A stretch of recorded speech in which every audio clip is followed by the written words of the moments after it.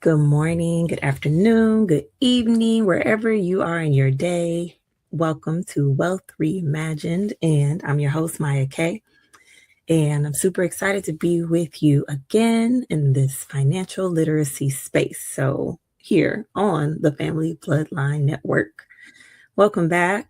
Hope you all have had a good week. I have had quite a week. Um, Very busy. Lots of unexpected things have happened.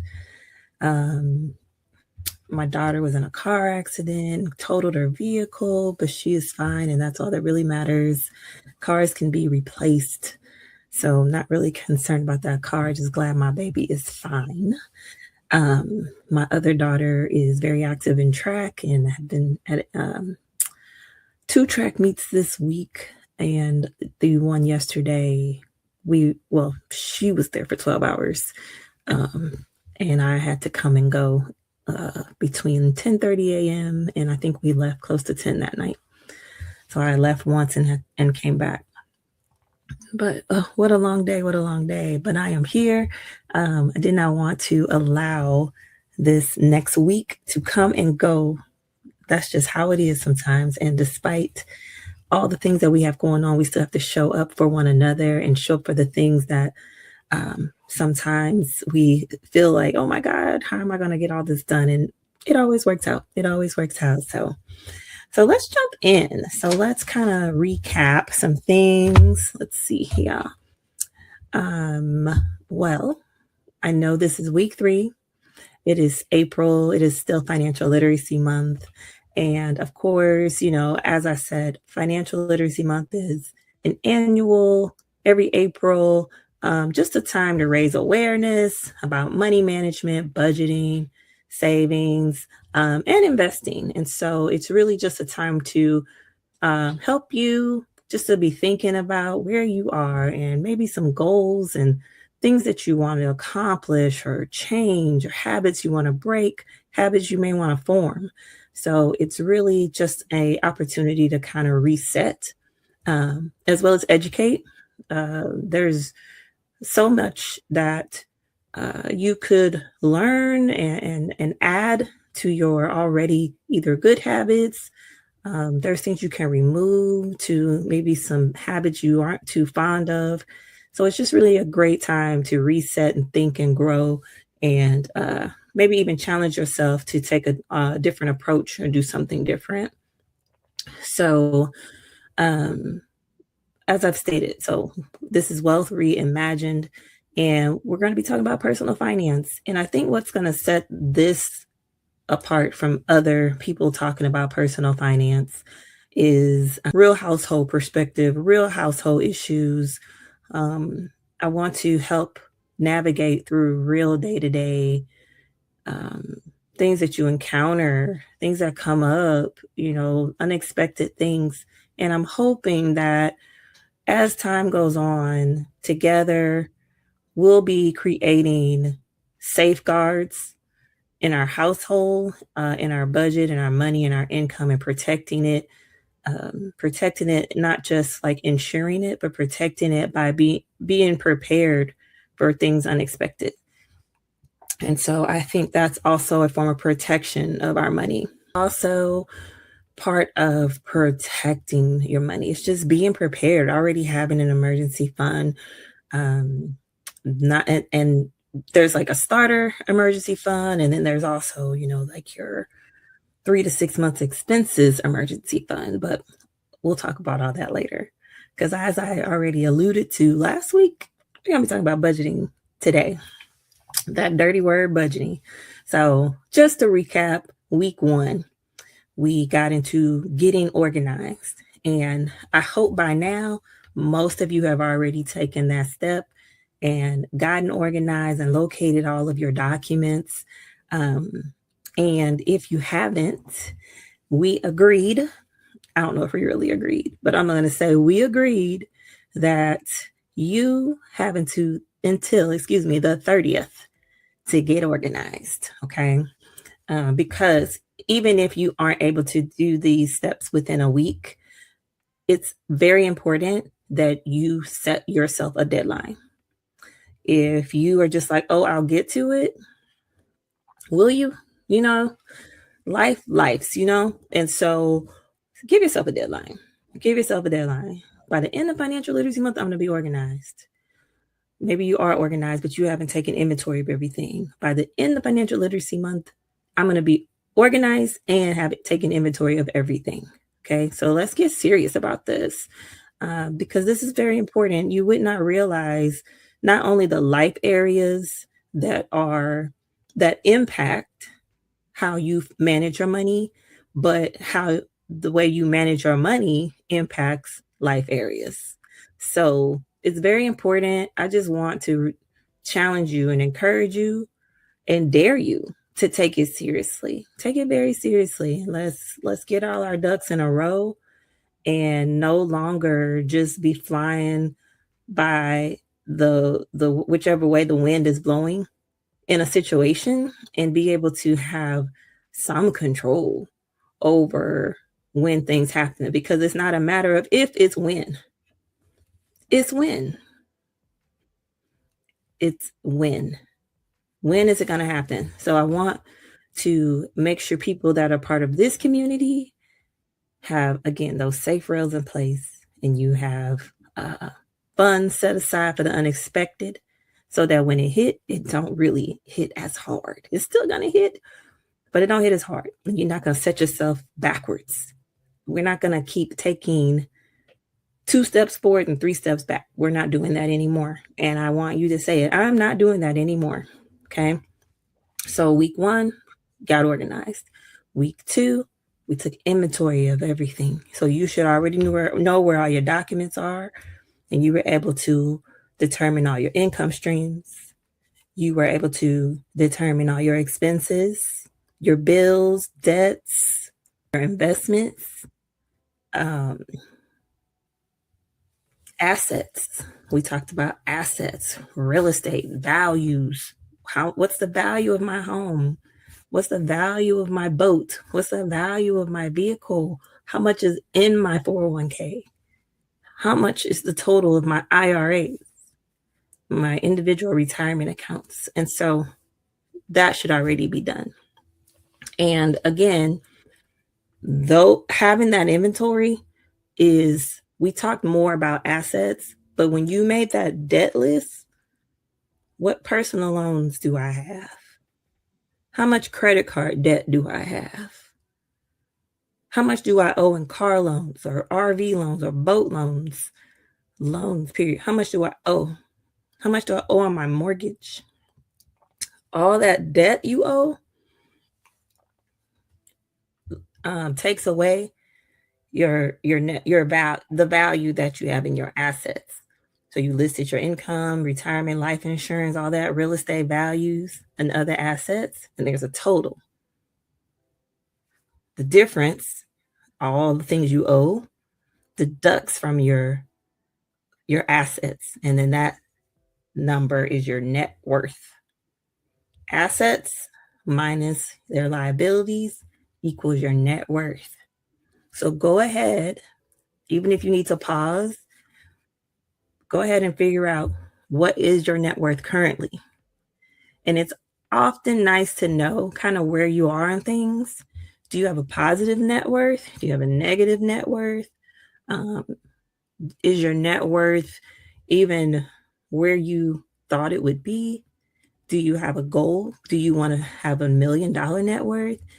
So just do that calculation real quick so that way you know what your net worth is. So you have done a big step already if you're able to do that, because a lot of that information goes onto your budget. Did I trick you? Did I trick you into getting a budget? I didn't. I was just trying to get the foundation set up to show a way to, I guess, make it a little easier, because you already have now the information that you need for the most part. Okay. So the budget, first of all, what is a budget? A budget to me is a spending plan. It's a spending plan. A budget oh, my screen did something funny. A budget, I don't want you to think of a budget as restricting you from doing something. It's a plan, and it's you controlling every dollar that you have, every penny that you have. You tell your money where it's going. You show what you're going to do with it every time you get it, instead of you just like, man, that money gone as soon as I get paid. While there might be some truth to that, depending on how much you have going out, all a budget is a spending plan. So, what do you need to call it? Like, now let's do some psychological thing here, right? What do you need to call it so that it feels more like an empowerment tool and not something restricting you? Okay. So, like I said, it's a spending plan. You could call it your wealth plan. You could call it your get out of debt plan. You could call it your control, your money control. You could call it whatever you want. You can call it whatever you want. You have to um, think of what you want to call it. If you're fine calling it a budget, that's fine too, as long as you do not allow yourself to believe that a budget is restricting me. A budget means I can't spend my money. I have to do this. I have to do that. Let's reframe that to no, I'm telling my money exactly what I need it to do for me. Okay. So I really want to talk about different types of budgets today because you honestly already have all your information for your budget, maybe with an exception to um, like your utility bills, because that's not really something you would include as part of like liabilities on like a personal financial statement to determine your net worth. Though I think I did mention utility bills because I'm like, list your bills, list everything. Um, so you really have everything for your budget. Okay. So I'll quickly say what items you need, and some things we'll go into more details about in other episodes. But you have your income, right? So you have your expenses. You may have fixed expenses every month. You may have variable expenses every month. I think it's important to separate those because your fixed expenses are easy, right? You know how much your mortgage and your rent's going to be. You know how much your car note is. You know how much your insurance will be. You know how much your internet will be, your Wi-Fi. You know how much any subscriptions you may have because, well, they don't change until they raise the price, right? But usually they're fixed, right? And then you can make that adjustment. But you get what I'm saying. All your fixed things that are the same amount every month, those are your fixed expenses. And then you have your variable expenses like your water bill, you got your utilities. Your utilities are usually variable unless you're on some type of budget plan where they charge you a certain amount. I have not been on one in a I think I was on one many, many years ago, and I don't remember the details. So I don't know if it is a set amount where it can be on fixed or if it still varies a little bit, but it's about the same place. But if it's not fixed, then it will be a variable expense. Utilities generally are.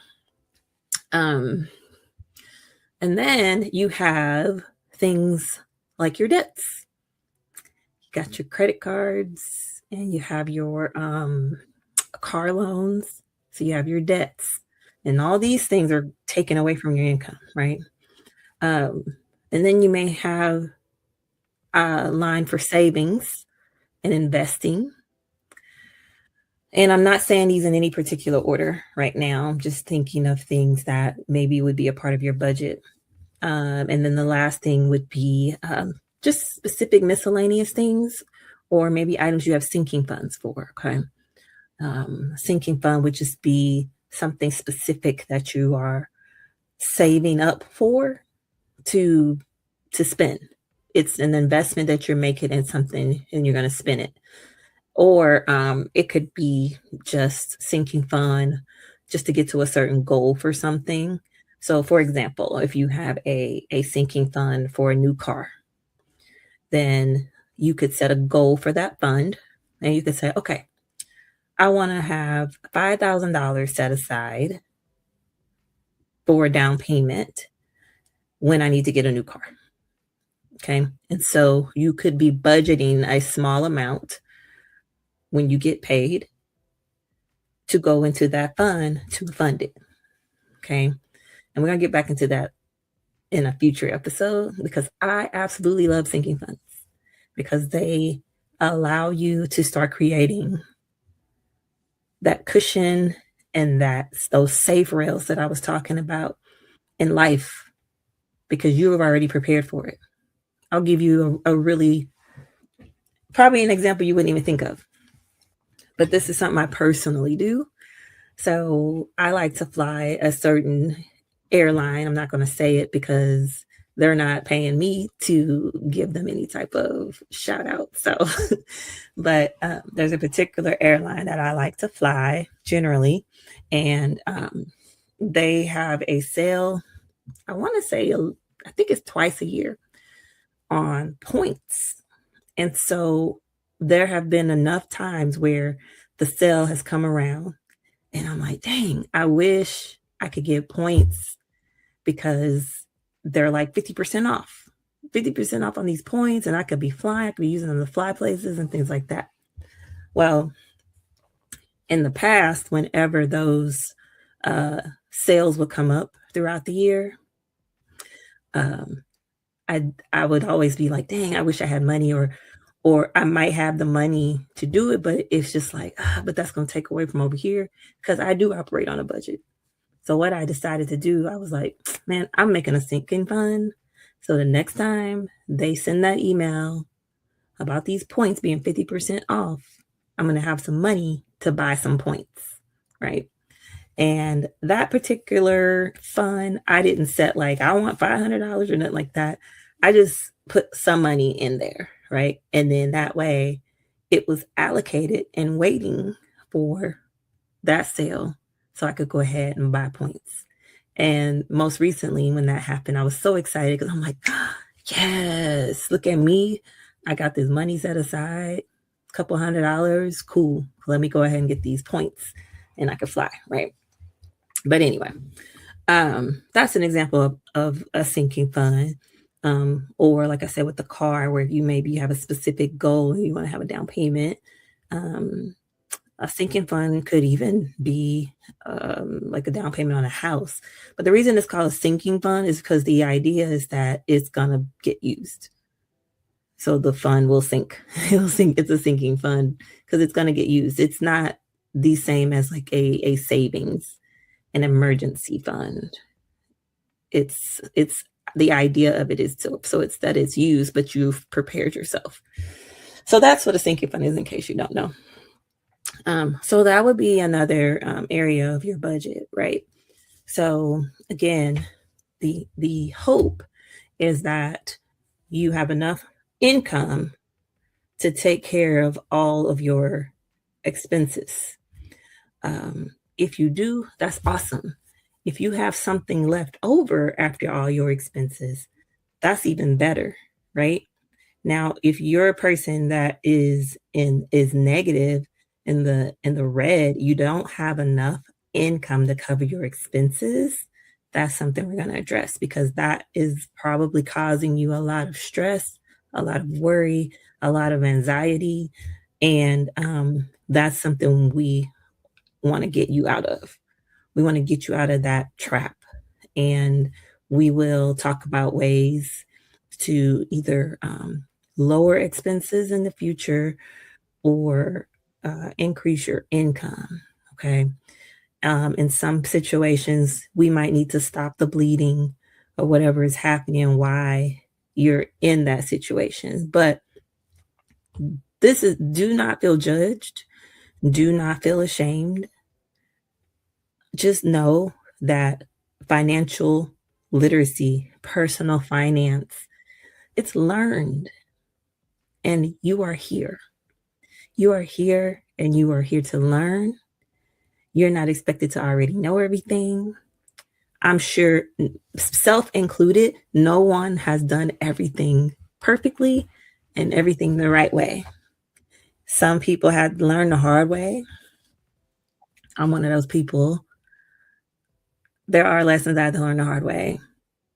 There are things that I've done that I'm just like, oh my God, I cannot believe I did that. I didn't know that was going to happen. I'll give you an example of that I did.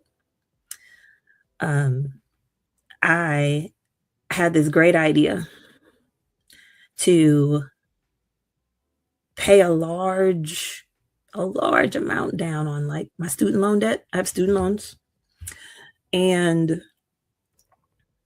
I'm like, you know what? I'm going to send this money to knock down this balance a little bit.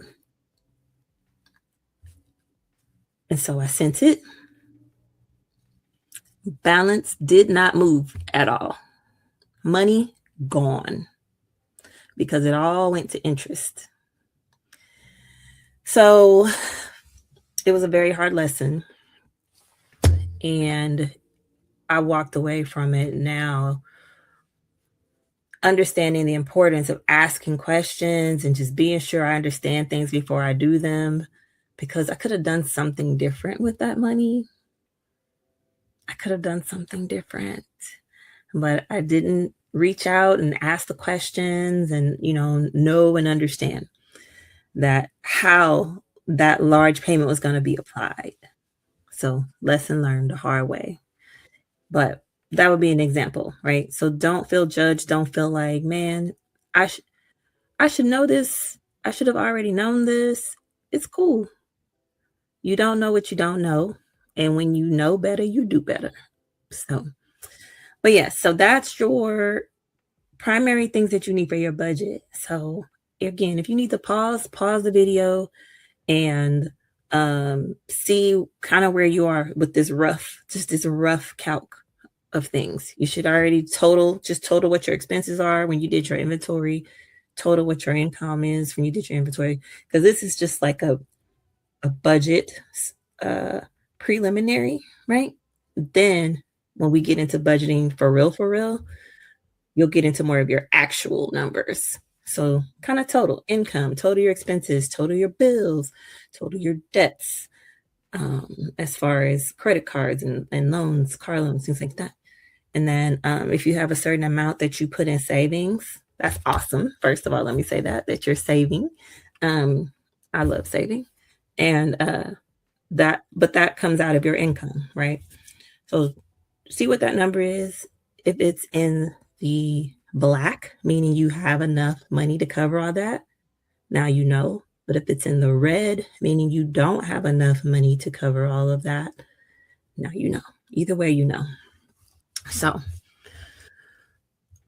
I want to talk about types of budgets. I have my list here because I want to make sure I don't forget.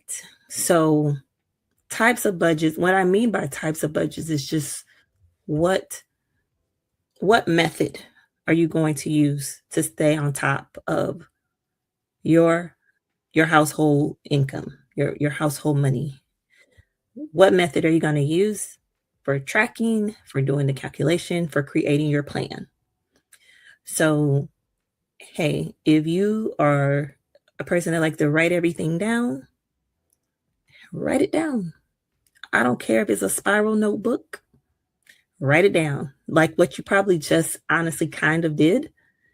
Income, expenses, you write out what they are and how much. Notebook, right? We don't have to be fancy. We're being real. This is real life people, okay? So notebook. Another method you could use for budgeting, calendar. Calendar method. I used to use the calendar method for a long time. And I did the calendar method because I wanted to be sure I knew when bills were due. And so I would on a calendar, I would write the bill, let's say, okay, rent first of the month. and how much the rent was, because the rent's due the first of the month. Whatever the bill is, phone bill, and how much. Or I put the company name, um, whatever it is, a credit card, and how much. Um, but that way I could see exactly when it's due. Why that was important is because I could also see when I got paid and what I needed to pay with that paycheck. If you're paid monthly, you got to pay everything, right? Because then you're going to get another check next month. If you're paid semi-monthly, then you see I get paid here and I get paid here. I get paid on the 1st and I get paid on the 15th. Everything from the 2nd to the 15th, I need to pay with that check I got on the 1st. I need to make sure it's paid with that check. Everything else, I'll pay with the next check, right? You get paid on the 15th, and everything on the 15th check is that's due 16th through 30th or 31st or the 1st. Everything from the check you get on the 15th is due, that's due from the 16th through the 1st. And now you have all that. Okay. So anyway, we'll go into more detail with that, but hopefully that makes a little bit of sense. But that's the calendar method. There's also cash stuffing. Now, if you are someone who I don't know if this is true, but I think a saver can do well with cash stuffing, probably easier than a spender. So I don't know if you're married or in a relationship, and usually they say opposites attract, and one person's a saver and one person's a spender, right? And so I think if you are a spender, cash stuffing might be challenging. But if you're a saver, I think cash stuffing can be very, very powerful because you like seeing the cash. You like, yeah, I got you. Look at all this money I got, right? You like being able to see it, right? So anyway, what cash stuffing is, it's when you have your budget, and sometimes it involves writing some things down so you'll know how much you need to put in an envelope. But it involves having an envelope designated for a specific category. And then you put the cash. You got to go to the bank to get cash, or you got to go to the ATM. If your ATM will allow you to get certain amounts or denominations, but it does involve going to the bank, withdrawing cash, and then stuffing your envelopes. So I'll back up. When I was saying that on the calendar method, let's say you were like, okay, on the 1st, my mortgage is $2,000. I'm going to pull out 1,000 and I'm going to pull out 1,000, right?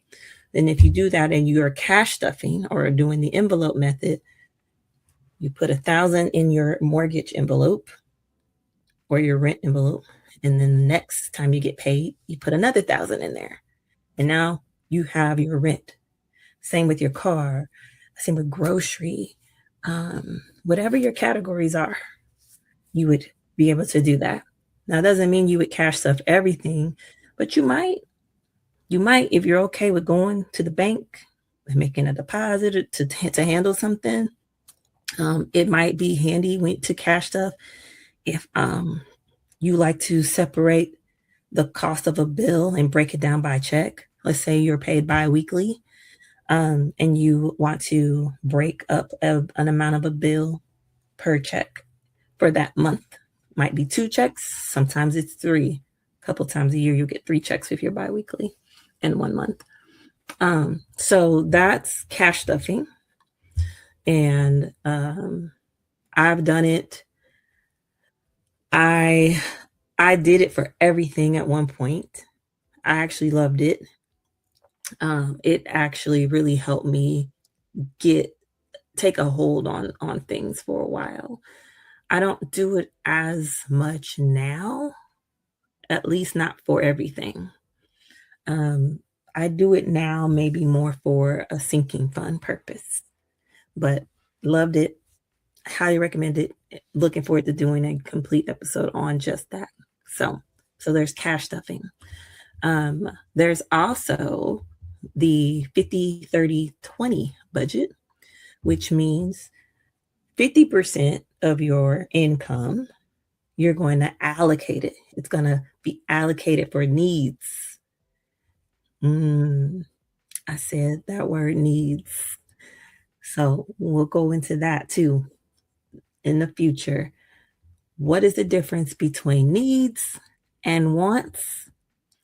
There are going to be those things that are just like, no, that is not a need, right? There will be some things like that, but there will be some other things that are a bit more subjective, you know? So, but we'll come back to that. So the 50/30/20. So 50% go to needs, housing, grocery, things like that, transportation. Um, 30% are for wants, and then 20% is for savings or debt. So there's that's a popular, I guess, percentage based budgeting tool.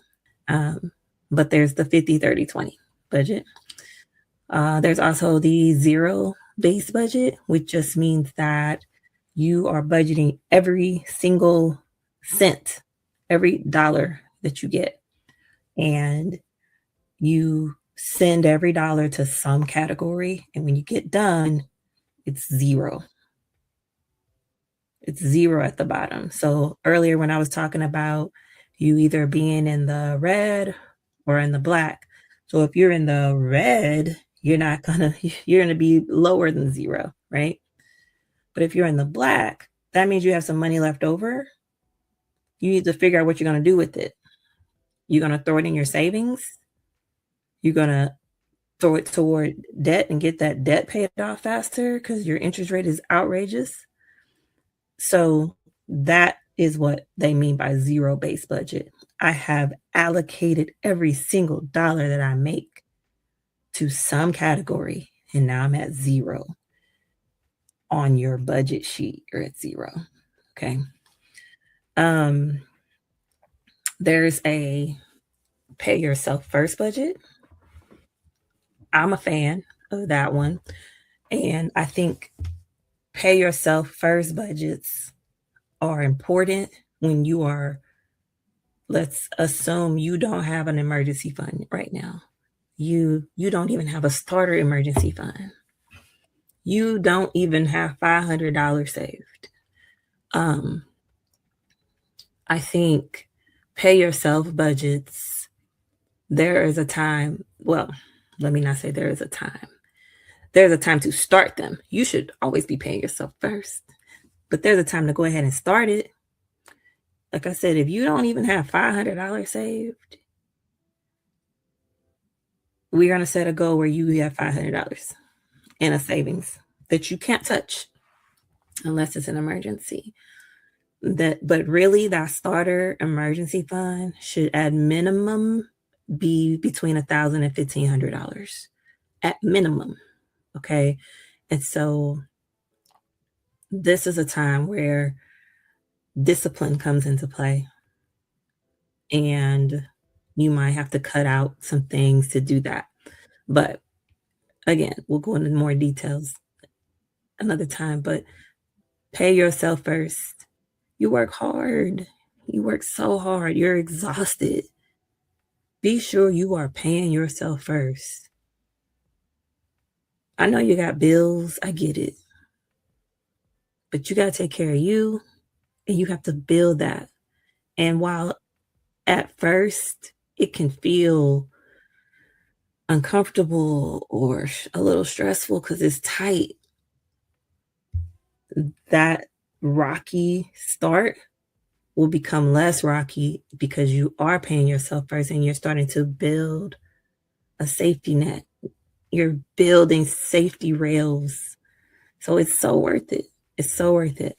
But that would be another type of budget. is your pay yourself budget. And I think that's a good start. What type of budget, if you are already budgeting, do you use? What are you currently using? Tell me in the comments. I would love to know. Um, for me personally, I use a like a budget notebook. Mm, I'm sorry. Let me not forget there are also apps. There are also apps that you can use to do your budget. Um, I've not found one that I'm a fan of, but I haven't tried them all. So if you are using an app for your budget, tell me which one you are using in the comments. I would love to check it out. If there were a way, I maybe one day I will get to a point where I'll see if like my bank has a budgeting tool and let it do it for me. What is kind of cool to see on your mobile bank app, or if you log in, if your online banking has it, for it to categorize your spending to kind of so you can see like, oh man, I eat out. I spent $700 eating out. Like that's insane. Or, if that's what you did, I'm not judging. I'm just saying, for me, $700 would be a lot to pay to eat out in 1 month. So sometimes that's eye opening too, just to see your categories. So use these tools just to provide more information for you, help you identify habits, things of that nature. But I've gone over just a little bit. So that's my time. I want to try to keep these where maybe you can listen and tune in on your commute to work or your commute home from work, um, while you're getting ready in the morning. But I just want to be a part of your day every week and just sharing more tips and ideas and sharing stories and hoping that they can be inspiring. I hope that you're learning. Again, comment, ask questions. I'm looking forward to reading them always. But that is all I have for today. And so until next time, remember, organized, inventory, budget. And of the ideas that I gave, pick one that you want to try. And if you have one that's already working for you, keep doing it. But we're just going to get it even better for you, and get savings and emergency funds in place and just stop the bleeding or whatever might be going on in your household financially. So till next time, thank you for tuning in to Wealth Reimagined. Again, I'm your host, Mya K, and I'm looking forward to